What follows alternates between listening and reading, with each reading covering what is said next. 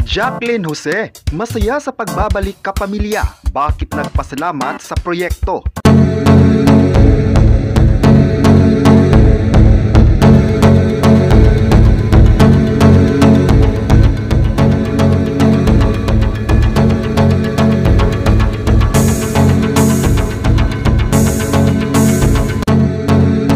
Masaya ang veteran actress Jacqueline Jose sa pagbabalik niya sa ABS-CBN. Para sa kanya, isang malaking oportunidad na makakabalik at gagawa ng isang teleserye sa Kapamilya Network.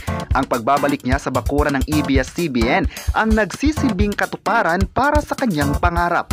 Sa isang interview sa set ng FPJ's Batang Quiapo, natanong si Jacqueline Jose kung anong pakiramdam niya nang inalok sa kanya ang karakter sa sikat na teleserye ngayon sa TV.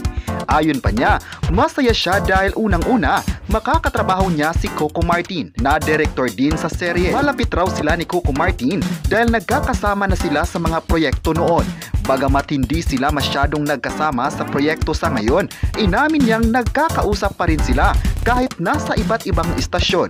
Dagdag pa niya, gusto din niyang makakapasok noon sa FPG's Ang Probinsyano. Ngunit dala ng hindi sila iisang network at may serye siya sa GMA7, hindi ito nangyari.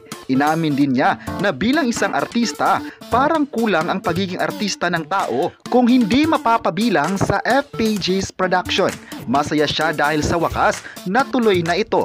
Gaganap na gwardiya si Jacqueline Jose sa FPJ's Batang Quiapo at aabangan pa ng netizens kung magiging kakampi ito o kaaway. Dahil dito, marami ang natuwa sa kanyang pahayag. Ngayong September 7, 2023, tutukan pa ng mga kapamilya ang susunod pang episodes na mapapanood sa sikat na serye sa Pilipinas. Excited na ang lahat sa mas gumagandang pasabog ng mga twist sa kwento. Ayon pa ng netizens, isang magaling na artist talaga si Jacqueline Jose at deserve niyang mabigyan ng awards at projects. Tinanghal na Best Actress si Jacqueline Jose sa International Giving Body, kaya walang duda ang husay nito sa acting sa nasabing teleserye. Nagsimula na ang kanyang partisipasyon sa FPJ's Batang Quiapo at marami agad ang namangha at masaya.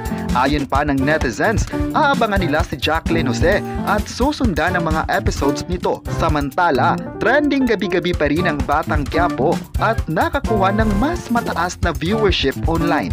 Tumaas din ang TV ratings sa free-to-air na dahilan na pinag-usapan nito sa social media. Di maitatanggi na marami talaga ang nagmamahal sa pambansang serye ng mga Pinoy.